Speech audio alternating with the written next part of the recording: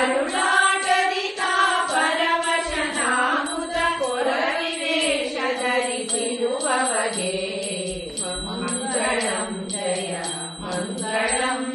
ಗಗನರಾಜಪುರ ಹೋದವಗೆ ಬಗೆ ಬಗೆ ನುಡಿಗಳ ನುಡಿದವಗೆ ಅಗವಾಸಿಗೆ ನಿನ್ನ ಮಗಳನ್ನು ಕೊಡು ಎಂದು ಗಗನರಾಜದಲ್ಲಿ ಹೇಳಿದವಗೆ ಮಂಗಳಂ ಜಯ ಮಂಗಳಂ.